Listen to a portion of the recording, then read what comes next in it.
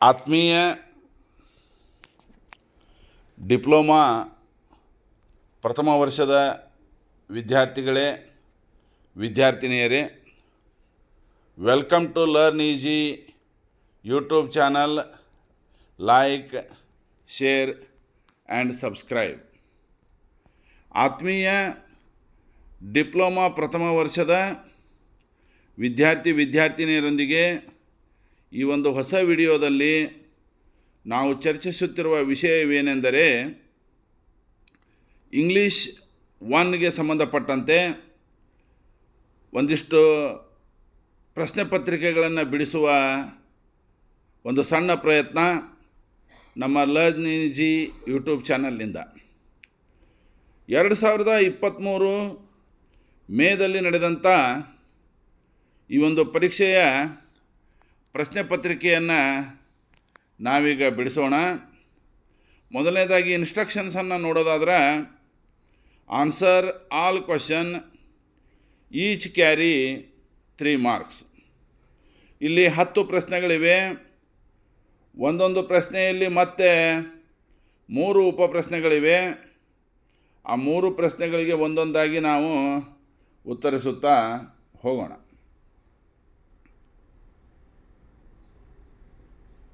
ಈಗ ಮೊದಲನೇ ಪ್ರಶ್ನೆ ನೋಡೋದಾದ್ರೆ, ಕ್ವಶನ್ ನಂಬರ್ 1, ಅದರಲ್ಲಿ ಫಿಲ್ ದ ಕರೆಕ್ಟ್ ಆರ್ಟಿಕಲ್ ಅಂತ ಹೇಳಿ ಕೊಟ್ಟಿದ್ದಾರೆ.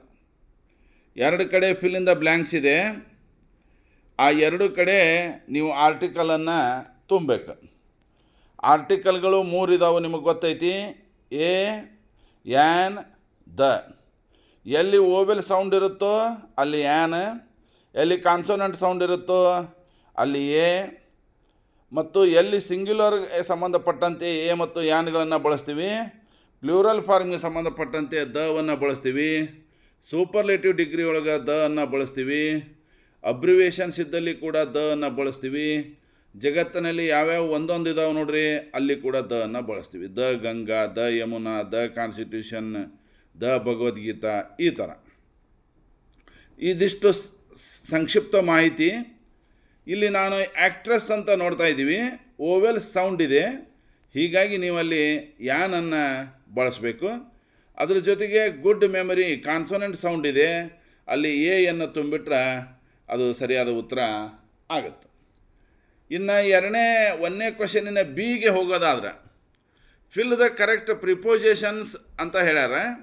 She listens dash music every day dash the morning. ಕೊಟ್ಟಿರುವಂಥ ವಾಕ್ಯ ಸಾದಾ ವರ್ತಮಾನ ಕಾಲದಲ್ಲಿದೆ ನೋಡ್ರಿ. ಕ್ರಿಯಾಪದಕ್ಕೆ ಎಸ್ ಹಚ್ಚಾರ ಅಂದ್ರೆ ಅದು ಯಾವಾಗಲೂ ಲಿಸನ್ ಅನ್ನೋದು ವರ್ಬ್ಗೆ ಎಸ್ ಹಚ್ಚಾರ ಅಂದ್ರೆ ಅದು ಸಿಂಪಲ್ ಪ್ರೆಸೆಂಟ್ ಟೆನ್ಸ್ ಒಳಗೆ ಐತಿ. ಮೊದಲ ಟೆನ್ಸ್ಗಳ ಬಗ್ಗೆ ಕೂಡ ನಿಮ್ಗೆ ಐಡಿಯಾ ಇರಬೇಕು. ಇಲ್ಲೇ ಶಿ ಲಿಸನ್ಸ್ ಟು ಮ್ಯೂಸಿಕ್, ಮೊದಲನೇ ಪ್ರಿಪೋಸಿಷನ್ ಏನು ಹಾಕಬೇಕು? ಟು ಹಾಕಬೇಕು.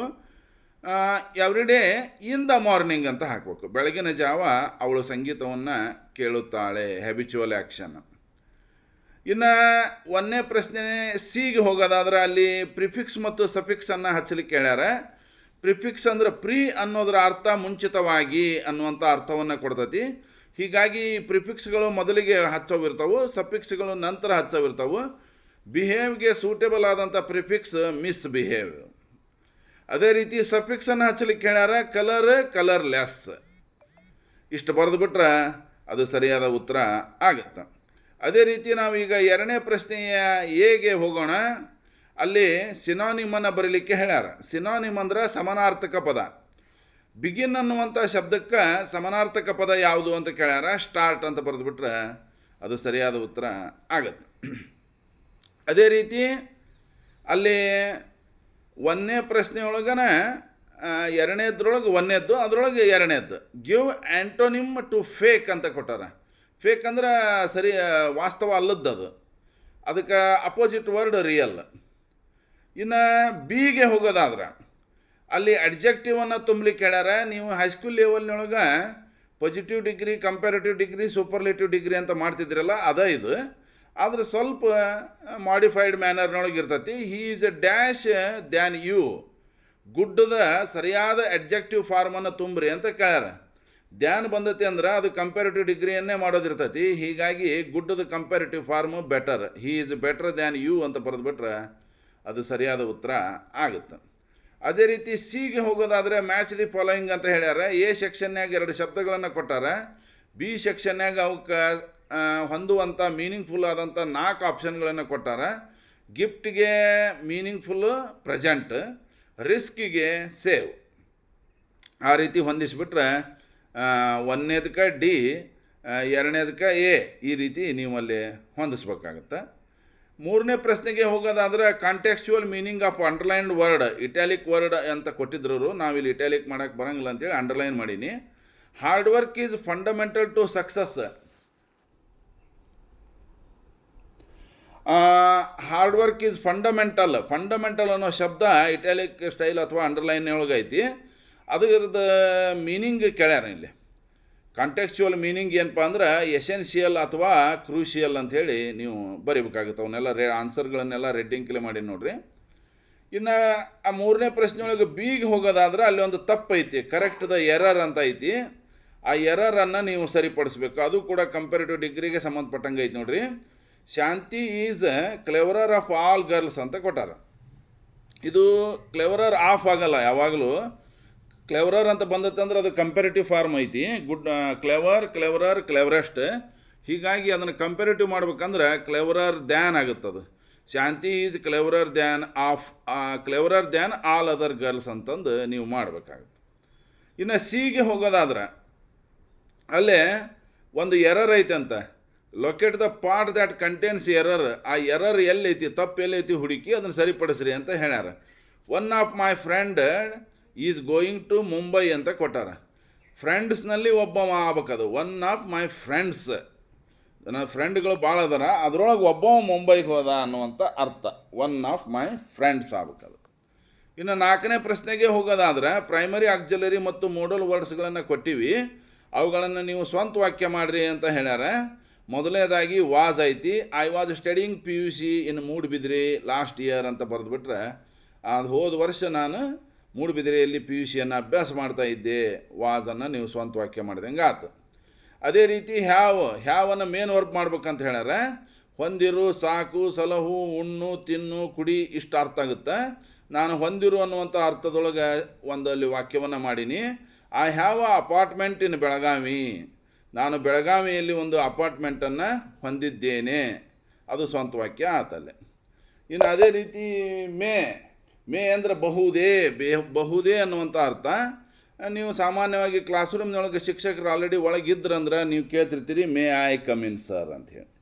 ಈ ರೀತಿ ಮಾಡಿದಾಗ ಇವು 3 ನೀವು ಸ್ವಂತ ವಾಕ್ಯವನ್ನು ಬಳಸ್ದಂಗಾತು. ಇನ್ನು 5ನೇ ಪ್ರಶ್ನೆಗೆ ಹೋಗೋದಾದ್ರೆ ಸೂಟೇಬಲ್ ಫಾರ್ಮ್ ಆಫ್ ವರ್ಬ್ ಅಂತ ಕೇಳ್ಯಾರ. Every child dash into bracket like ಕೊಟ್ಟಾರ. ಲೈಕ್ ಅನ್ನುವಂಥ ವರ್ಬನ್ನು ನೀವು ಅಲ್ಲಿ ಬಳಸಬೇಕು. ಅದನ್ನು ಸರಿಯಾದ ರೀತಿಯೊಳಗೆ ಮಾಡಬೇಕು. Every child dash into bracket like an ice cream. ಪ್ರತಿಯೊಂದು ಮಗು ಐಸ್ ಕ್ರೀಮನ್ನು ಇಷ್ಟಪಡುತ್ತದೆ ಅನ್ನುವಂಥ ಅರ್ಥದೊಳಗೆ ನೀವು ಮಾಡಬೇಕು. ಲೈಕ್ಸ್ ಆಗಿಬಿಡ್ತದೆ.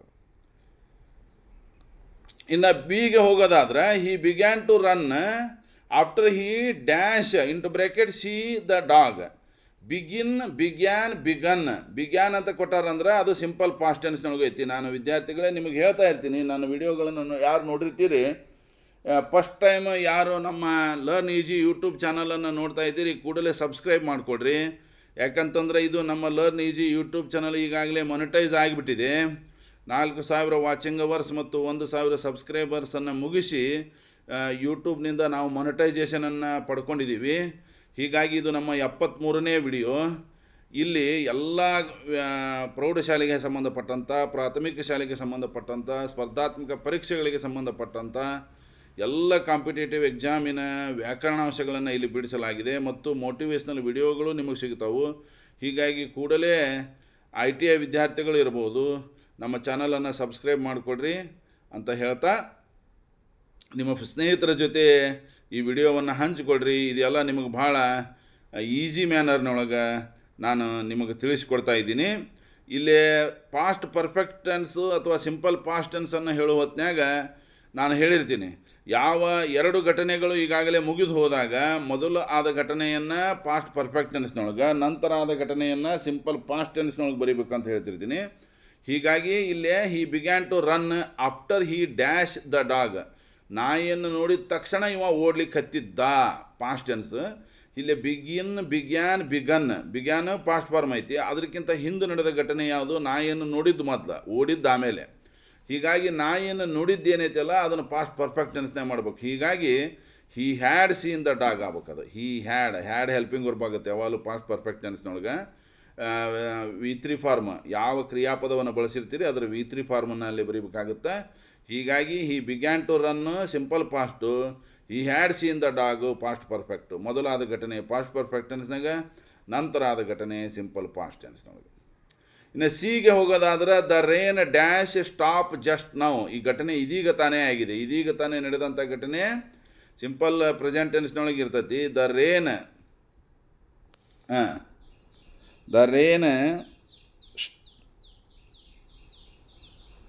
ಸ್ಟಾಪ್ಸ್, ಸ್ವಲ್ಪ ಅದನ್ನು ಕರೆಕ್ಷನ್ ಮಾಡ್ಕೊರಿ. ದ ರೇನ್ ಸ್ಟಾಪ್ಡ್ ಅಲ್ಲ, ಸ್ಟಾಪ್ಡ್ ಮಾಡ್ಕೊರಿ. ಇದೀಗ ತಾನೇ ಮಳೆ ನಿಂತು ಬಿಟ್ಟಿದೆ, ಆಲೆ ಸ್ಟಾಪ್ಡ್. ರೈಟ್. 6ನೇ ಪ್ರಶ್ನೆಗೆ ಹೋಗೋದಾದ್ರೆ ಅಲ್ಲಿ ಕೂಡ ಕೆಲವೊಂದಿಷ್ಟು ಕರೆಕ್ಷನನ್ನು ನೀವು ಮಾಡ್ಕೋಬೇಕಾಗತ್ತಾ, ಅದನ್ನು ಕಂಡು ಹಿಡೀರಿ ಅಂತ ಹೇಳ್ತಾರೆ. ತಪ್ಪದವ್ರು rewrite the following sentences after making correction. I and Ravi are social workers. ನೋಡಿರಿ, ಇಂಗ್ಲೀಷು ಭಾಳ ಸೂಕ್ಷ್ಮವಾದಂಥ ಭಾಷೆ. ಬೇರೆಯವ್ರ ಬಗ್ಗೆ ಹೇಳಬೇಕಾದಾಗ ನಾನು ಮತ್ತು ರವಿ ಅಂತ ಹೇಳಂಗಿಲ್ಲ ಅಂತ ನೋಡ್ರಿ. ಈ ಭಾಷೆಯ ಶಿಷ್ಟಾಚಾರವನ್ನು ತಿಳ್ಕೊರಿ ನೀವು. ಭಾಳ ಏನಂದ್ರೆ ಒಂದು ಸೂಕ್ಷ್ಮವಾದಂಥ ಭಾಷೆ ಅಂತಲೇ ಹೇಳ್ಬೋದು ಇಂಗ್ಲೀಷ್. ಹೀಗಾಗಿ ನಾನು ಮತ್ತು ರವಿ ಅಲ್ಲ, ರವಿ ಮತ್ತು ನಾನು. ಅಂದರೆ ಯಾವಾಗಲೂ ನೀವು ಬೇರೆಯವ್ರ ಬಗ್ಗೆ ಹೇಳ್ಬೇಕಾದ್ರೆ ಅವರ ಹೆಸರನ್ನು ಮೊದಲಿಗೆ ತೊಗೊಂಡು ನಂತರ ನಾನು ಅಂತ ಹೇಳ್ಬೇಕಂತ. ಇದು ಇಂಗ್ಲೀಷ್ ಭಾಷೆಯ ಶಿಷ್ಟಾಚಾರ. ಹೀಗಾಗಿ ಐ ಆ್ಯಂಡ್ ರವಿ ಅಲ್ಲ, Ravi and I are social workers. ಯಾವಾಗಲೂ ಹಿಂಗೆ ಯಾರಾದರೂ ಒಬ್ಬರ ಹೆಸರನ್ನು ತೊಗೊಂಡು ನಿಮ್ಮನ್ನು ಸೇರಿಸಿ ಹೇಳ್ಬೇಕಾದಾಗ ಅವ್ರ ಹೆಸರನ್ನೇ ಮೊದಲಿಗೆ ತೊಗೋಬೇಕು, ನಿಮ್ಮ ಹೆಸರನ್ನು ಮೊದಲಿಗೆ ತೊಗೋಬಾರ್ದು. ಇದು ಇಂಗ್ಲೀಷಿನ ಶಿಷ್ಟಾಚಾರ. ಇನ್ನು ಬಿ ಸೆಕ್ಷನಿಗೆ ಹೋಗೋದಾದರೆ this lesson is easier from that. ಯಾವಾಗಲೂ ಈಸಿಯರ್ ಫ್ರಾಮ್ ಆಗಲ್ಲ, ಅದು ಕಂಪೇರೇಟಿವ್ ಡಿಗ್ರಿ ಐತಿ. This lesson is easier than that, than ಹಾಕ್ಬೇಕಲ್ಲೇ. ಇನ್ನು ಸಿಗೆ ಹೋಗೋದಾದ್ರೆ neither of the two girls are present today ಅಂತ ಕೊಟ್ಟಾರ. ಅಲ್ಲಿ ಕೂಡ ಒಂದು ಕರೆಕ್ಷನ್ ಮಾಡಬೇಕಾಗಿತ್ತು ನಾವು. ಆರ್ ಪ್ರೆಸೆಂಟ್ ಅಲ್ಲ, ಇಬ್ಬರಲ್ಲಿ ಒಬ್ಬರು ಕೂಡ ಬಂದಿಲ್ಲ. ಕನ್ನಡದೊಳಗೆ ಹೇಳಕ್ಕಂತೀವಿ ನಿಮ್ಗೆ, ಇಬ್ಬರಲ್ಲಿ ಒಬ್ಬರು ಕೂಡ ಬಂದಿಲ್ಲ. ಒಬ್ಬರು ಅಂದಾಗ ಏನಾಯ್ತು? ಸಿಂಗ್ಯುಲರ್ ಆಯ್ತು. ಸಿಂಗ್ಯುಲರ್ ಮುಂದೆ ಏನು ಬಂತು? ಈಸ್ ಬಂತು. Neither of the two girls are ಅಲ್ಲ, neither of the two girls is present today ಅಂತ ಬರೀಬೇಕಾಗುತ್ತೆ. ಅದೇ ರೀತಿ 7ನೇ ಪ್ರಶ್ನೆಗೆ ಹೋಗೋದಾದ್ರೆ ಅಲ್ಲಿ ಏನು ಹೇಳಿವಿ? Rewrite the sentence as a directed ಅಂತ ಕೊಟ್ಟಾರೆ. ಅಲ್ಲಿ ಏನು ಹೇಳಿರ್ತಾರೋ ಅದನ್ನು ಆ ಥರ ನೀವು ಚೇಂಜ್ ಮಾಡಬೇಕು. I have a blue dress ಅಂತ ಐತಿ, ಅದನ್ನು ನೆಗೆಟಿವ್ ಮಾಡೋಕ್ಕೆ ಹೇಳ್ಯಾರ. ಆ ನೆಗೆಟಿವ್ ಮಾಡಬೇಕಾದ್ರೆ ಯಾವಾಗಲೂ ಡೂ ಅನ್ನು ತೆಗೆದುಕೋಬೇಕು, ಅದಕ್ಕೆ ನಾಟ್ ಹಚ್ಚಬೇಕು. I do not have a blue dress ಅಂತ ಹೇಳಿ ಮಾಡಬೇಕು. ನೆಗೆಟಿವ್ ಮಾಡ್ಬೇಕಾದ್ರೆ ಟು ಡು ಎಂಬ ಕ್ರಿಯಾಪದವನ್ನು ಬಳಸ್ತಿರಲ್ಲ, ಅದೇ ನಿಯಮ. ಇನ್ನು my favourite subject is English. ಇದನ್ನು ಉತ್ತರ ಐತಿ. ಇಂಗ್ಲೀಷ್ ಅನ್ನೋದು ಆನ್ಸರ್ ಬರುವಂಗೆ ನೀವು WH ಕ್ವಶನ್ ಮಾಡ್ಬೇಕು. What is your favourite subject ಅಂತ ಮಾಡಿಬಿಟ್ರೆ ಅದು ಸರಿಯಾದ ಉತ್ತರ ಆಗುತ್ತೆ. ಅದೇ ರೀತಿ ಫಾರ್ಗಾಟ್ ಮೈ ಬೈಕ್ ಕೀ. ಎಷ್ಟು ಮಜಾ ಐತೆ ನೋಡ್ರಿ ಇದು, ಹೌದಾ? I forgot my bike key ಸಾದಾ ವಾಕ್ಯ ಐತಿ. ಇದು ಸಿಂಪಲ್ ಪಾಸ್ಟ್ ಟೆನ್ಸ್ನಾಗ ಐತಿ. Forget, forgot, forgotten. ಆದ್ರೆ ಇದನ್ನು ಎಕ್ಸ್ಕ್ಲಮೇಟರಿ ಅಂತ ಮಾಡಿರಿ ಅಂತ ಹೇಳ್ತಾರೆ. ಆಶ್ಚರ್ಯ ಸೂಚಕ ವಾಕ್ಯ. ಒಮ್ಮೆದೊಮ್ಮಕ್ಕಲೇ ನೀವು ಎಲ್ಲೋ ಮಿಸ್ ಆಗಿರ್ತದೆ ನಿಮ್ಮ ಕೀ, ಒಮ್ಮಕ್ಕಲೇ ಬೈಕ್ ಹತ್ತು ಹೊತ್ನ್ಯಾಗ ಜೇಬ್ ಚೆಕ್ ಮಾಡ್ಕೊತಿರಲ್ಲ, ಆವಾಗ ಅದು ಎಕ್ಸ್ಕ್ಲಮೇಟರಿ ಆಗುತ್ತದೆ. ಅಂಥ ಹೊತ್ನ್ಯಾಗ ಹೆಂಗೆ ಹೇಳ್ಬೇಕು ಈ ವಾಕ್ಯ ಅಂದ್ರೆ ಓ ನೋ ಅನ್ಬೇಕಂತ ನೋಡ್ರಿ. ಎಷ್ಟು ಮಜಾ ಐತಿ ಇಂಗ್ಲೀಷ್. ಓ ನೋ ಅಂದ ಅಲ್ಲಿ ಎಕ್ಸ್ಕ್ಲಮೇಟರಿ ಸಿಂಬಾಲ್ ಕೊಡಿಬೇಕಲ್ಲೇ. I forgot my bike keys ಅಂತ ಮತ್ತೊಮ್ಮೆ ಎಕ್ಸ್ಕ್ಲಮೇಷನ್ ಮಾಡಿಕೊಡ್ಬೇಕು. Oh no I forgot my bike keys ಅಂತ ಮಾಡಿದಾಗ ಅದು ಏನಾಗುತ್ತೆ? ಎಕ್ಸ್ಕ್ಲಮೇಟರಿ ಆಗುತ್ತೆ. ಇನ್ನು 8ನೇ ಪ್ರಶ್ನೆ ಪ್ಯಾಸಿವೈಸ್ ಇದ್ದರೆ ಆ್ಯಕ್ಟಿವೈಸ್ ಇದ್ದರೆ ಪ್ಯಾಸಿವೈಸ್ ಮಾಡಬೇಕು, ಪ್ಯಾಸಿವೈಸ್ ಇದ್ದರೆ ಆ್ಯಕ್ಟಿವೈಸ್ ಮಾಡಬೇಕು. ಅದನ್ನು ತಿಳ್ಕೊಂಡು ನೀವು ಚೇಂಜ್ ಮಾಡಿರಿ ಅಂತ ಹೇಳ್ಬಿಟ್ಟಾನ. Change the voice of the following ಅಂತ ಹೇಳ್ಬಿಟ್ಟಾನ. ಹೀಗಾಗಿ Venu bought toys, by bought simple past tense ಹೆಂಗೈತಿ ವಾಕ್ಯ. ಹೀಗಾಗಿ ವೇಣು ಅನ್ನೋದು ಸಬ್ಜೆಕ್ಟ್, ಬಾಟ್ ಅನ್ನೋದು ವರ್ಬ್, ಟಾಯ್ಸ್ ಅನ್ನೋದು ಆಬ್ಜೆಕ್ಟ್. ಟಾಯ್ಸ್ ಇದ್ದದ್ದು ಆಬ್ಜೆಕ್ಟ್ ಇದ್ದದ್ದು ಸಬ್ಜೆಕ್ಟ್ ಆಯಿತು. ಕೊಟ್ಟಿರುವಂಥ ವಾಕ್ಯ ಸಿಂಪಲ್ ಪಾಸ್ಟ್ ಟೆನ್ಸ್ ಇರೋದ್ರಿಂದ ಹೆಲ್ಪಿಂಗ್ ವರ್ಬು ವಾಜರ ತೊಗೋಬೇಕು, ವೇರರ ತೊಗೋಬೇಕು. ಸಿಂಗ್ಯುಲರ್ ನಂಬರ್ ಇದ್ದರೆ ವಾಸ್ ತೊಗೊತಿದ್ವಿ, ಪ್ಲೂರಲ್ ನಂಬರ್ ಇರೋದ್ರಿಂದ ಟಾಯ್ಸ್ ಪ್ಲೂರಲ್ ನಂಬರ್ ಇರೋದ್ರಿಂದ ವೇರ್ ತೊಗೊಂಡ್ವಿ. ಮತ್ತು ಪ್ಯಾಸಿವ್ ವಾಯ್ಸ್ನೊಳಗೆ ಯಾವಾಗಲೂ ಮುಖ್ಯ ಕ್ರಿಯಾಪದವನ್ನು V3 ಫಾರ್ಮ್ನಾಗ ಇಡಬೇಕು. V2 ಬಾಟ, V3 ಬಾಟ, ಇದರ ಮೂಲ ಪದ ಬೈ ಇತ್ತು, ಹೀಗಾಗಿ ಬಾಟ್ ಬಂತು. ಪ್ರಿಪೋಸಿಷನ್ ಹಾಕಬೇಕು. ಪ್ರಿಪೋಸಿಷನ್ ಯಾವಾಗಲೂ ಬೈ ಇರ್ತೈತಿ, ಅದು ಆಬ್ಜೆಕ್ಟಿನ ಹಿಂದಿರ್ತೈತಿ. ಹೀಗಾಗಿ toys were bought by Venu ಅಂಥೇಳಿ ಮಾಡಿಬಿಟ್ರೆ ಮುಗಿದು ಹೋತು. ಇನ್ನು my purse has been stolen ಐತೆ ನೋಡ್ರಿ, ಅದು ಯಾವ ರೀತಿ ಅದರದ್ದು ವಾಯ್ಸ್ ಚೇಂಜ್ ಆಗುತ್ತಂದ್ರೆ someone has stolen my purse, someone has stolen my purse ಅಂಥೇಳಿ ಬದಲಾವಣೆ ಆಗುತ್ತೆ. ಇನ್ನು next I was writing a letter. I ಅನ್ನೋದು ಸಬ್ಜೆಕ್ಟು, ವಾಸ್ ಅನ್ನೋದು ಹೆಲ್ಪಿಂಗ್ ವರ್ಬು, ರೈಟಿಂಗ್ ಅನ್ನೋದು ಮೇನ್ ವರ್ಬು, ಅ ಲೆಟರ್ ಅನ್ನೋದು ಆಬ್ಜೆಕ್ಟ್. ಇಲ್ಲಿ ಕೊಟ್ಟಿರುವಂಥ ವಾಕ್ಯ ಪಾಸ್ಟ್ ಕಂಟಿನ್ಯೂಸ್ ಟೆನ್ಸ್ನೊಳಗೆ ಐತಿ, ಹೀಗಾಗಿ ಅ ಲೆಟರು ಆಬ್ಜೆಕ್ಟ್ ಇದ್ದದ್ದು ಸಬ್ಜೆಕ್ಟ್ ಆಯ್ತು, ಹೆಲ್ಪಿಂಗ್ ವರ್ಬು ಅದೇ ಬಂತು, ವಾಸ್ ಬಂತು. ಯಾವುದೇ ಕಂಟಿನ್ಯೂಸ್ ಟೆನ್ಸ್ ಪ್ಯಾಸಿವ್ ವಾಯ್ಸ್ ಮಾಡ್ಬೇಕಾದ್ರೆ ಅಲ್ಲಿ ಬೀಯಿಂಗ್ ಬರ್ತೈತಿ, ಅದನ್ನು ನೆನಪಿಟ್ಕೋರಿ. ಭಾಳಷ್ಟು ವಿದ್ಯಾರ್ಥಿಗಳು ಬೀಯಿಂಗನ್ನು ನೆನಪಾರ್ತೀರಿ. ಅ ಲೆಟರ್ ವಾಸ್ ಬೀಯಿಂಗ್, ರೈಟದು V3 form, written, preposition by, ಐದ ಆಬ್ಜೆಕ್ಟ್ ಫಾರ್ಮು ಮೀ. ಅದನ್ನು ನೀವು ಒಂದು ಟೇಬಲ್ ಹಾಕಿ ಇಟ್ಕೊಂಡ್ಬಿಡ್ಬೇಕು. ಪ್ಯಾಸಿವ್ ವಾಯ್ಸ್ ಮಾಡುವಾಗ ಯಾವುದು ಏನಾಗುತ್ತೆ, ಐ ಇದ್ರೆ ಮೀ, ವಿ ಇದ್ರೆ ಅಸ್, ಯು ಇದ್ರೆ ಯು, ಹಿ ಇದ್ರೆ ಹಿಮ್, ಶಿ ಇದ್ರೆ ಹರ್, ಇಟ್ ಇದ್ರೆ ಇಟ್, ದೇ ಇದ್ರೆ ದ್ಯಾಮ್. ಅದೇ ರೀತಿ ನಮ್ಮ ಮುಂದಿನ ಪ್ರಶ್ನೆ 9ನೇ ಪ್ರಶ್ನೆಗೆ ಹೋಗೋದಾದ್ರೆ ಡೈರೆಕ್ಟ್ ಇಂಡೈರೆಕ್ಟ್ ಮಾಡೋಕ್ಕೆ ಹೇಳ್ಯಾರ. ಅದರೊಳಗೆ ಶಿ ಶೇಡ್ ಕಾಮ ಇಂಟು ಡಬಲ್ ಇಂಟೆಡ್ ಕಾಮ I have finished the work ಅಂತಂದು ಕೊಟ್ಟಿರುವಂಥ ಇನ್ವೆಂಟೆಡ್ ಕಾಮದಲ್ಲಿರುವಂಥ ವಾಕ್ಯ ಪ್ರೆಸೆಂಟ್ ಪರ್ಫೆಕ್ಟ್ ಟೆನ್ಸ್ನೊಳಗೆ ಐತಿ. ಶಿ ಸೇಡ್ ದ್ಯಾಟ್, ಯಾವುದೇ ಸಾದಾ ವಾಕ್ಯದಲ್ಲಿ ಕೂಡ ನೀವು ಏನು ಮಾಡಬೇಕು, ದ್ಯಾಟನ್ನು ಸೇರಿಸ್ಬೇಕು. ಕಾಮ ಮತ್ತು ಡಬಲ್ ಇಂಟೆಡ್ ಕಾಮಗಳನ್ನು ತೆಗೆದು ಹಾಕಿ ಅಲ್ಲಿ ದ್ಯಾಟನ್ನು ಸೇರಿಸ್ಬೇಕು. ಹೀಗಾಗಿ ಶಿ ಶೇಡ್ ದ್ಯಾಟ್ ಆತು. ಐ ಅಂದ್ರೆ ಅವಳು ಇದ್ದುದಕ್ಕೆ ಅಲ್ಲಿ ಶಿ ಬಂತು. ಸಿಂಪಲ್ ಇದು ಏನು, ನಾವು present perfect change into past perfect ಅನ್ನೋದು ರೂಲು. ಯಾವುದೇ ಡೈರೆಕ್ಟ್ ಸೆಂಟೆನ್ಸ್ ಡೈರೆಕ್ಟ್ ಇಂಡೈರೆಕ್ಟ್ ಮಾಡ್ಬೇಕಾದ್ರೆ ಪ್ರೆಸೆಂಟ್ ಪರ್ಫೆಕ್ಟ್ ಟೆನ್ಸ್ನಲ್ಲಿದ್ದಂಥ ವಾಕ್ಯವನ್ನು ಪಾಸ್ಟ್ ಪರ್ಫೆಕ್ಟ್ ಟೆನ್ಸ್ಗೆ ಮಾಡ್ಬೇಕು ಅನ್ನೋದು ನಿಯಮ. ಹೀಗಾಗಿ ಹ್ಯಾವ್ ಇದ್ದದ್ದು ಏನಾಯ್ತು, ಹ್ಯಾಡ್ ಆಯ್ತು. ಮತ್ತು ಪರ್ಫೆಕ್ಟ್ ಟೆನ್ಸ್ನೊಳಗೆ ಯಾವುದೇ ಮೇನ್ ವರ್ಬು V3 ಫಾರ್ಮ್ನೊಳಗೆ ಇರೋದ್ರಿಂದ ಫಿನಿಶ್ಡ್ ಆಯ್ತು. She said that she had finished the work. ಹಂಗಾರೆ ಏನೇನು ಬದಲಾವಣೆ ಆಯ್ತು ಅಂದ್ರೆ ದ್ಯಾಟನ್ನು ಸೇರಿಸಿದ್ವಿ, ಕಾಮ ಡಬಲ್ ಇಂಟೆಡ್ ಕಾಮಗಳನ್ನು ತೆಗೆದು ಹಾಕಿದ್ವಿ, ಪ್ರೆಸೆಂಟ್ ಪರ್ಫೆಕ್ಟ್ ಟೆನ್ಸ್ ಇದ್ದದ್ದನ್ನು ಪಾಸ್ಟ್ ಪರ್ಫೆಕ್ಟ್ ಟೆನ್ಸನ್ನು ಮಾಡಿದ್ವಿ. ಮತ್ತು ಪ್ರಥಮ ಪುರುಷ ದ್ವಿತೀಯ ಪುರುಷದ ಸರ್ವನಾಮಗಳು ತೃತೀಯ ಪುರುಷದ ಸರ್ವನಾಮಗಳಾಗಿ, ಅಂದರೆ ಐ ಹೋಗಿ ಏನಾಯ್ತು, ಶಿ ಆಯ್ತು. ಒಂದು ವೇಳೆ ಹೀ ಸೇಡ್ ಅಂತಿದ್ರು ಅಥವಾ ಯಾವುದೋ ಹುಡುಗನ ಹೆಸರು ಇತ್ತಂದ್ರೆ ಹೀ ಹ್ಯಾಡ್ ಹಾಕಿತ್ತು. ನೆಕ್ಸ್ಟ್ ಬಿಗೆ ಹೋಗೋಣ. My classmate asked me if she was our teacher, ಅಲ್ಲಿ ಇನ್ವರ್ಟೆಡ್ ಕಾಮದಾಗ ಐತಿ. ಮೈ ಕ್ಲಾಸ್ಮೇಟ್ ಆಸ್ಕ್ಡ್ ಮೀ, ಎಲ್ಲ ಏನು ಬದಲಾವಣೆ ಹೆಚ್ಚಿಲ್ಲ. If she was our teacher ಇದ್ದದ್ದು ದೇರ್ ಟೀಚರ್, ಇಷ್ಟೇ. ಅವರ್ ಇದ್ದದ್ದು ದೇರ್. ಇನ್ನು ಸಿಗೆ ಹೋಗೋದಾದ್ರೆ the teacher asked him why are you laughing. ಶಿಕ್ಷಕರು ಅವನನ್ನು ಕೇಳಿದರು, ಯಾಕೆ ನೀನು ನಗಾ ಕುಂತಿದ್ದೀಯ ಅಂಥೇಳಿ. ದ ಟೀಚರ್ ಆಸ್ಕ್ಡ್ ಹಿಮ್, ಅವನು ಅಂದ್ರೆ ಹೀಗಾಗಿ ವೈ ಹಿ ವಾಸ್, ಹಿಮ್ಮದು ಕಾಂಟೆಕ್ಸ್ಟ್ ನೋಡ್ಕೊಂಡು ಇಲ್ಲಿ ಹೀ ಆಗೈತಿ. ಆರ್ ಯು ಅಂದ್ರೆ present continue change into past continue, ಹೀಗಾಗಿ ಆರ್ ಯು ಹೋಗಿ ಹಿ ವಾಸ್ ಆತು. The teacher asked him why he was laughing. ಅದೇ ರೀತಿ ಕೊನೆಯ ಪ್ರಶ್ನೆಗೆ ಬರೋದಾದ್ರೆ ರೀರೈಟ್ ಅಂತ ಕೇಳ್ಯಾರ. The road is long full stop I shall travel it. ಇದನ್ನು ಬಟ್ ಅನ್ನುವಂಥ ಶಬ್ದವನ್ನು ಬಳಸಿ ನೀವೇನು ಮಾಡಿರಿ, ಎರಡು ವಾಕ್ಯಗಳನ್ನು ಜೋಡಿಸ್ರಿ ಅಂತ ಕೇಳ್ಯಾರ. The road is long but I shall travel it. ರಸ್ತೆ ಭಾಳ ಉದ್ದಿರ್ಬೋದು, ಆದರೂ ಕೂಡ ನಾನು ಅದನ್ನು ದಾಟ್ತೀನಿ. ಇನ್ನು ಎರಡನೇ ಪ್ರಶ್ನೆ ನೋಡ್ರಿ. It rained for 3 days full stop the roads in our street damaged. 3 ದಿವಸದಿಂದ ಮಳೆ ಹಚ್ಚಿ ಹೊಡ್ಯಾಕಂತತಿ, ನಮ್ಮ ಓಣಿ ಎಲ್ಲ ರಸ್ತೆಗಳು ಹದಗೆಟ್ಟು ಹೋಗ್ಯಾವ ಅನ್ನುವಂಥ ಅರ್ಥ. ಇಲ್ಲಿ ಸೋ ಅನ್ನು ಬಳಸ್ರಿ ಅಂತ ಕೇಳ್ಯಾರ. ಅಲ್ಲಿ ಕೂಡ ಅದೇ ಅಷ್ಟೇ, ಅದು ಫುಲ್ ಸ್ಟಾಪ್ ಇದ್ದಲ್ಲಿ ಫುಲ್ ಸ್ಟಾಪ್ ತೆಗೆದು it rained for 3 days so the roads in our streets were damaged ಅಂತ ಬರೆದ್ಬಿಟ್ರೆ ಅದು ಸರಿಯಾದ ಉತ್ತರ ಆಗುತ್ತೆ. ಅದೇ ರೀತಿ ಸಿಗೆ ಹೋಗೋದಾದ್ರೆ 10ನೇ ಪ್ರಶ್ನೆಯ ಕೊನೆಯ ಪ್ರಶ್ನೆ. He confessed that he was guilty. ಈ ವಾಕ್ಯವನ್ನು ಸಿಂಪಲ್ ಸೆಂಟೆನ್ಸ್ ಮಾಡಿರಿ ಅಂತ ಕೇಳ್ಯಾರ. ಹಿ ಕನ್ಫೆಸ್ಡ್ ಹೀಸ್ ಗಿಲ್ಟ್ ಅಂತ ಬರೆದುಬಿಟ್ರೆ ಅದು ಸರಿಯಾದ ಉತ್ತರ ಆಗುತ್ತೆ. ನೋಡಿರಿ, ಮುಂದಿನ ದಿನಗಳಲ್ಲಿ ಇನ್ನೂ ಇಂಥ ಹಲವಾರು ಡಿಪ್ಲೊಮಾದ ಇಂಗ್ಲೀಷ್ ಪ್ರಶ್ನೆ ಪತ್ರಿಕೆಗಳನ್ನು ನಾವು ಬಿಡಿಸ್ತೀವಿ. ಆ ಒಂದು ದಿಶೆಯೊಳಗೆ ನಿಮ್ಮ ಸಪೋರ್ಟ್ ಭಾಳ ಮುಖ್ಯ ಅಂತ ತಿಳಿಸುತ್ತಾ ಈ ಒಂದು ವಿಡಿಯೋವನ್ನು ಇಲ್ಲಿಗೆ ಮುಗಿಸ್ತಾ ಇದ್ದೀನಿ. Thank you very much.